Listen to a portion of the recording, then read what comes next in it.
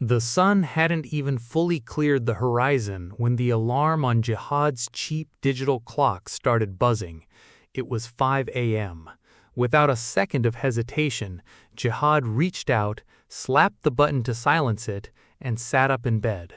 His eyes were heavy, his muscles ached from the previous day's shift at the local delivery hub, but his mind was sharp.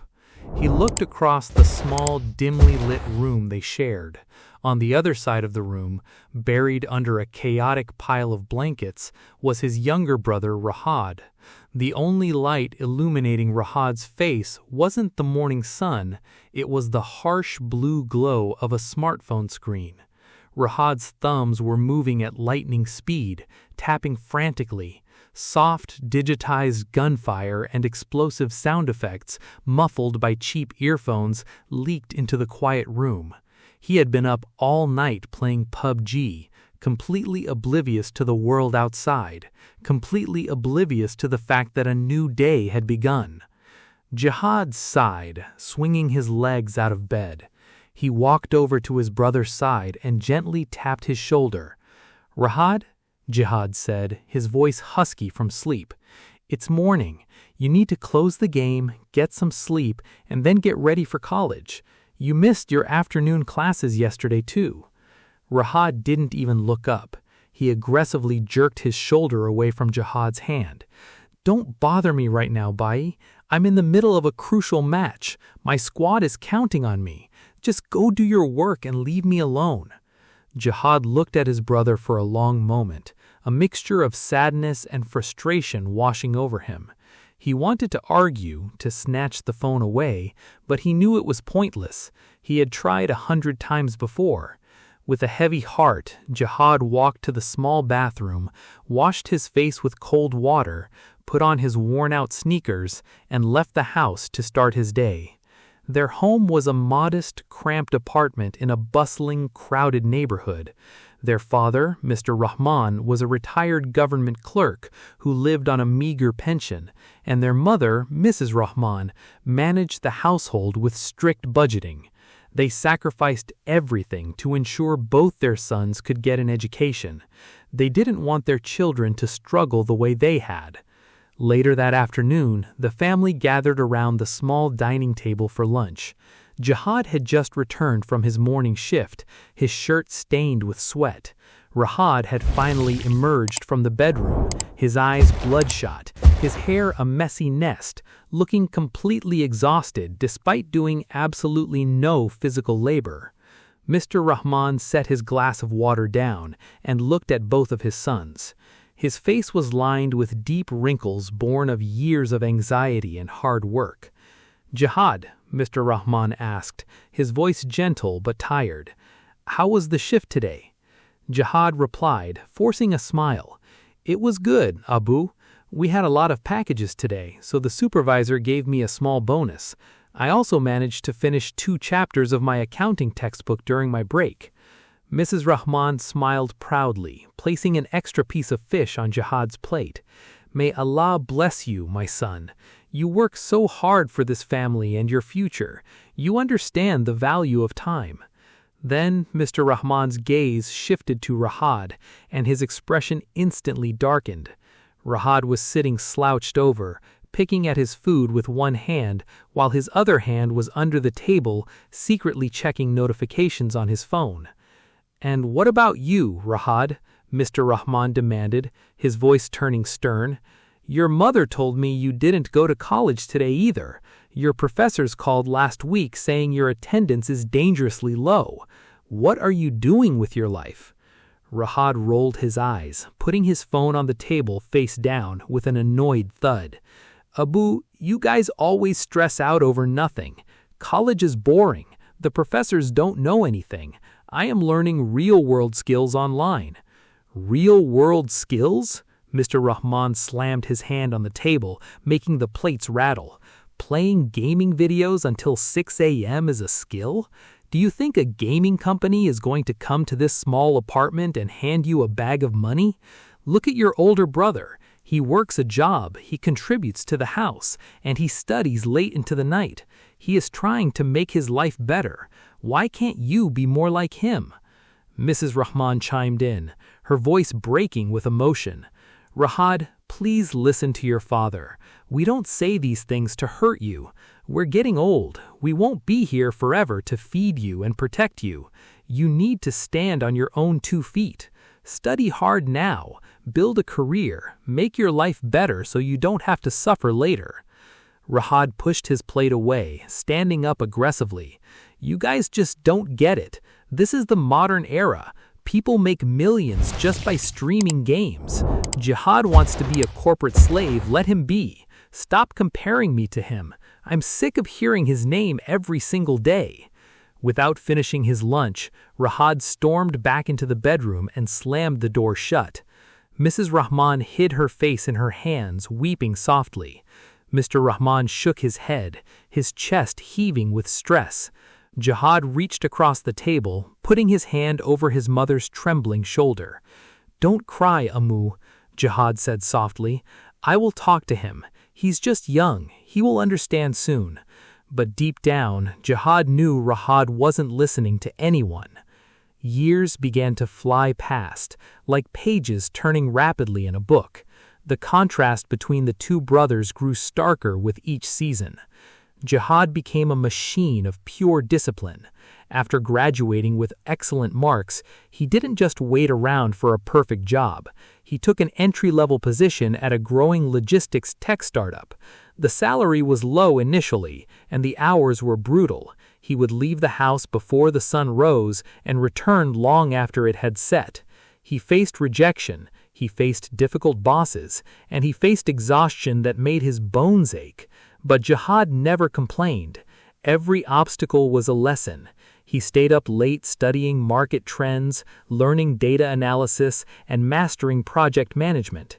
He invested every spare penny he had into self-improvement and helping his parents manage the household expenses. On the other hand, Rahad stayed exactly where he was, trapped in a digital bubble. He barely managed to graduate from college, passing with the lowest possible marks because he cheated on his finals. After graduation, he made no effort to look for a job. When his parents pressured him, he would make excuses saying the job market was bad or that he was waiting for the right opportunity.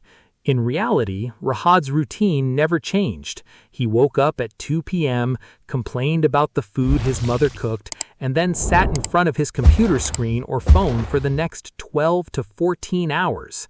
He convinced himself that he was a misunderstood genius, a pro gamer who was just one tournament away from becoming rich and famous. Whenever his friends invited him out, he would borrow money from Jihad, promising to pay it back but never doing so. Jihad always gave him the money, hoping that maybe this time Rahad would use it for something productive, but Rahad just spent it on in-game purchases, virtual skins, and fast food. One evening, Jihad came home carrying a box of sweets and a heavy document folder. His face was glowing with a mix of unbelief and profound joy. He walked into the living room where his parents were sitting. Ammu, Jihad said, his voice trembling slightly. "Look at this." Mr. Rahman put on his reading glasses and took the document. It was an official letter from Jihad's company. Jihad had not only been promoted to a senior managerial position, but he had also been awarded a significant share of equity in the company because of a system architecture he had designed to optimize delivery routes. His monthly salary had quadrupled, and his stock options were worth millions. Mrs. Rahman gasped with tears flowing freely down her cheeks as she hugged Jihad tightly. "I knew it, my son. Allah has seen your tears and your hard work. I am so proud of you." Mr. Rahman's hands shook as he read the letter. For the first time in decades, the heavy burden of financial anxiety seemed to lift from his shoulders. "You have saved this family, Jihad. You have truly made your life and ours better." Rahad opened the bedroom door, attracted by the commotion. He stood at the edge of the living room, watching his family celebrate.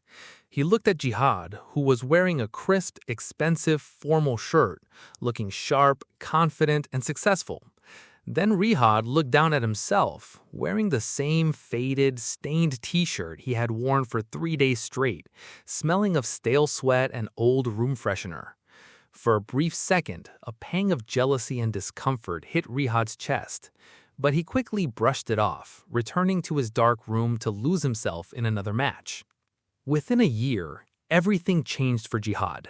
With his newfound wealth, he bought a beautiful, spacious apartment in a secure, upscale neighborhood.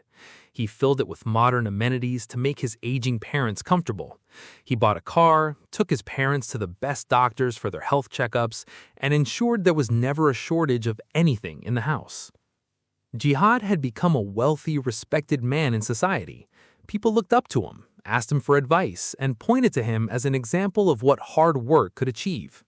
But wealth didn't change Jihad's heart. He remained humble, kind, and deeply devoted to his family. As the family moved into the luxurious new apartment, Rihad moved with them. He got a bigger room, a faster internet connection, and a high-end gaming PC that Jihad had bought for him, thinking it would make his brother happy. But instead of inspiring Rihad, the luxury only made him more complacent.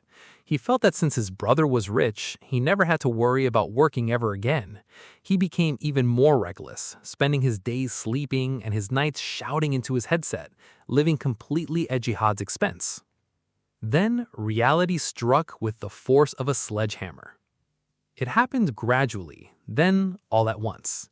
Rihad turned 28. The friends he used to play games with online started disappearing one by one.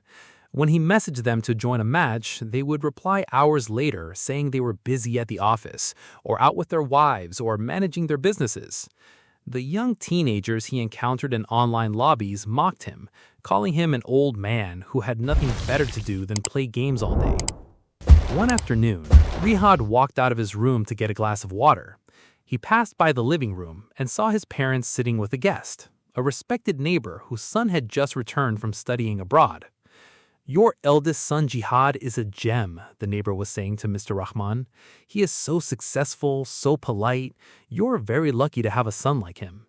By the way, what does your younger son do? I see him sometimes, but he never seems to go to work." Mr. Rahman's face flushed with deep embarrassment. He looked down at the floor, unable to meet the neighbor's eyes.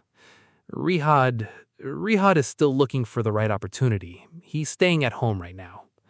The neighbor gave a pitying, knowing smile. "Ah, I see. It must be tough when one son achieves so much and the other, well, hopefully he finds something soon before it's too late." Standing in the hallway, Rihad heard every single word. It felt like a physical blow to his chest. He looked at his father's slumped shoulders and his mother's embarrassed expression.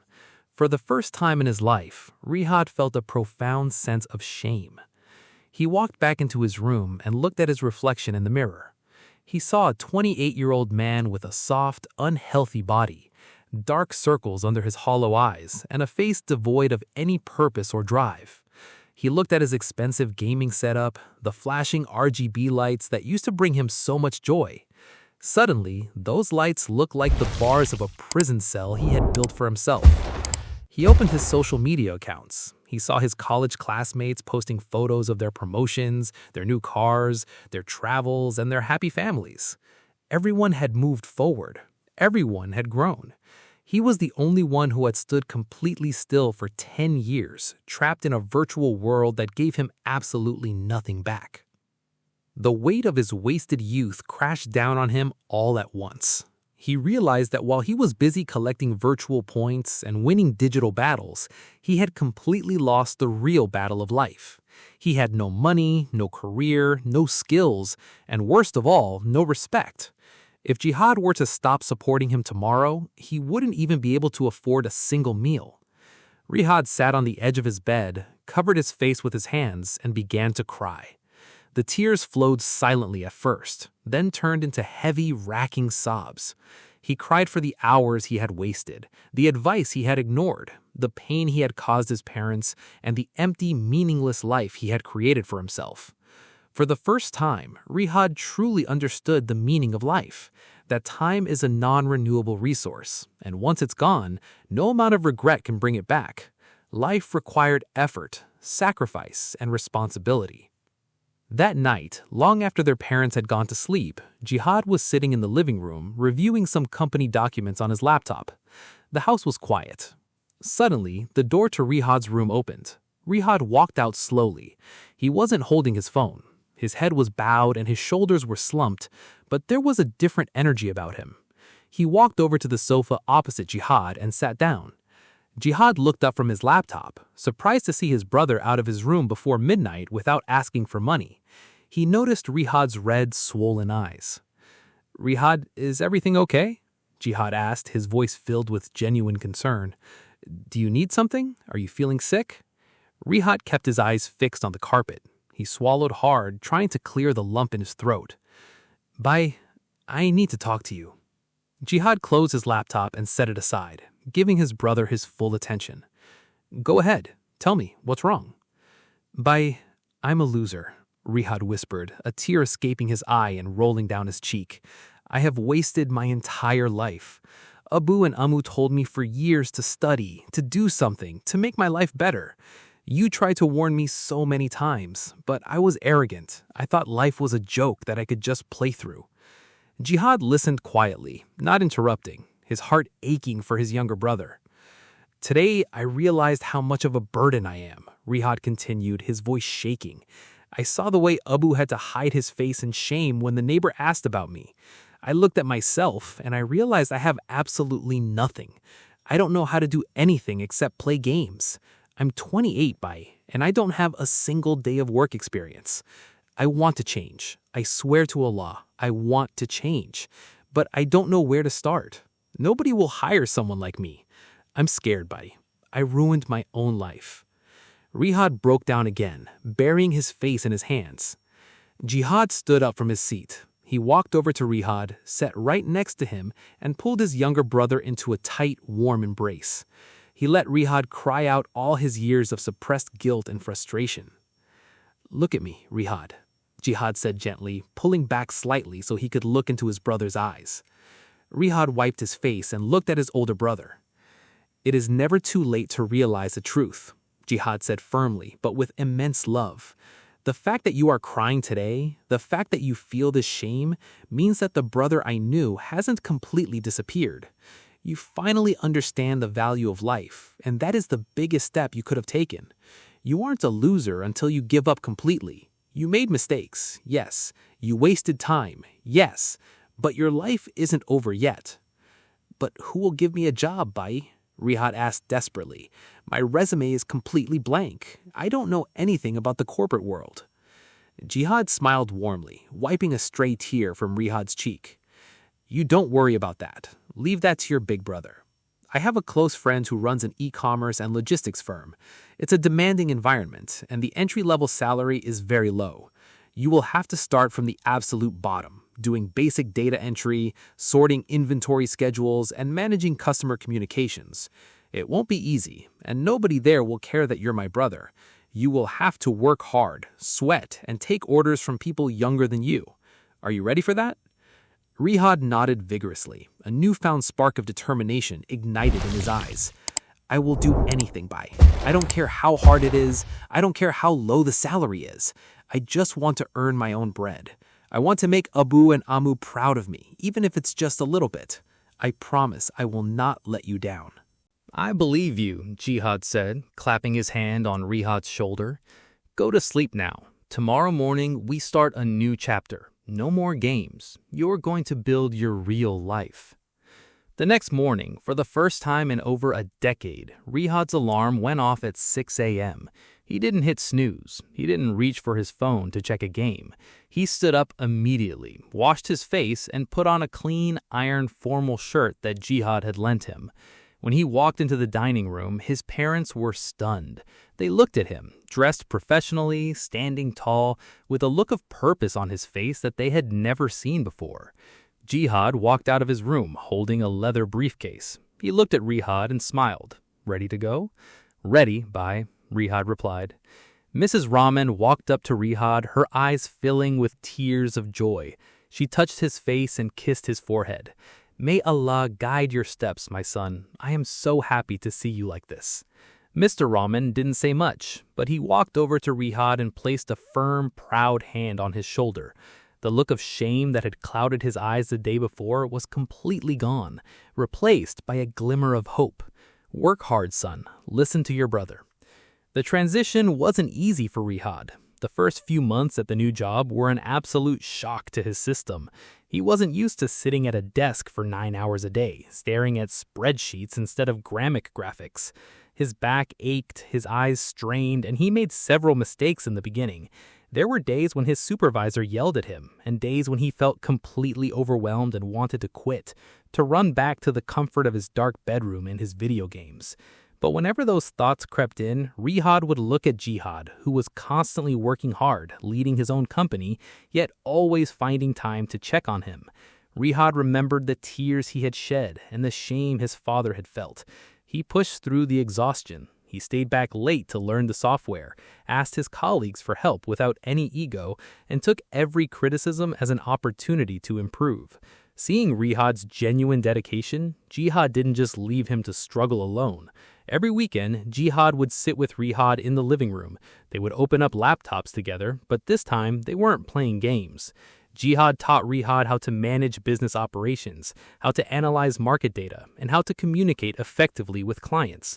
Jihad shared his years of experience, guiding his younger brother through the complexities of the professional world. Slowly but surely, Rihad's hard work began to pay off.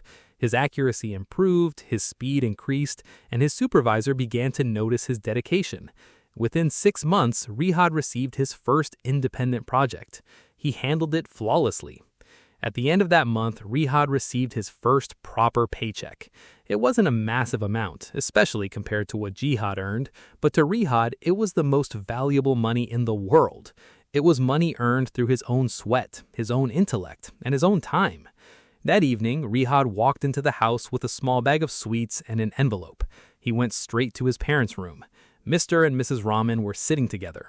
Rihad walked up to them, knelt down, and placed the envelope containing his entire first salary into his father's hands. "Abu," Rihad said, his voice thick with emotion, "this is my first salary. It's not much, but it's pure, hard-earned money.